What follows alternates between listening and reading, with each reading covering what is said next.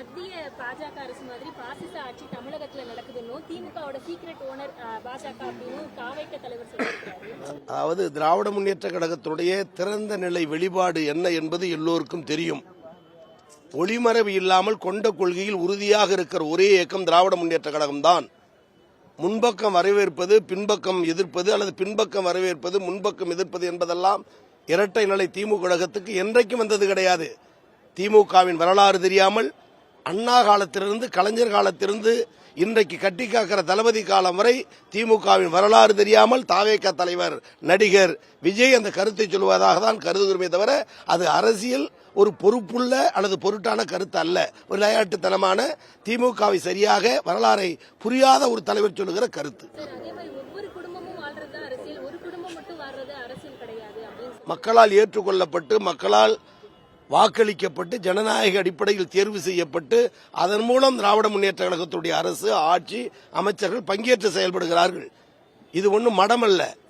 எனவே ஜனநாயக நாட்டில் மக்கள் ஆதரவோடு இன்று வெற்றி பெற்று மக்கள் பணி ஆற்றுவது எப்படி ஒரு குடும்ப ஆட்சி, மன்னராட்சி என்று சொல்ல முடியும்? இயலாதவர்கள் புலம்பலையே தவிர இது திமுகவினுடைய கொள்கை கூடாரமாக திராவிட முன்னேற்ற கழகம் எழுந்து பொழிவோடு நடைபெறுகிறது. நன்றி வணக்கம். திராவிட முன்னேற்ற கழகத்துக்கு எதிரி யார் என்றுதான் எதிரிகள் போட்டி போட்டுக் கொண்டிருக்கிறார்களே தவிர திராவிட முன்னேற்ற கழகம் நிலையான நிரந்தர ஆளுங்கட்சி என்ற வரிசை எங்களுக்கு உண்டு. எதிர்ப்பதில் யார் எதிரி, இரண்டாம் இடம் என்பதுதான் போட்டி. சும்மா இருக்க முடியல. அவர் சொல்லி இருக்கின்ற இந்த போட்டி என்பது பிறந்து 2 ஆண்டுகள் கூட ஆகாமல் தவழ்ந்து வருகின்ற குழந்தைக்கும் பல்வேறு ஒலிம்பிக் போட்டியில் பங்கேற்று தங்கப்பதக்கத்தை வென்ற இயக்கமான திராவிட முன்னேற்ற கழகத்துக்குமா போட்டி? எங்களுடைய கண்ணு கட்டிய தூரம் வரையில் எதிரிகள் இல்லாமல் பயணித்துக் கொண்டிருக்கின்ற எங்கள் தளபதி அவர்கள் உறுதிமிக்க தலைவர். அவர் யாருடைய பி டீம் என்பது போக போக மக்களும் ஊடகவியலாளரும் நன்றாக புரிந்து கொள்வீர்கள்.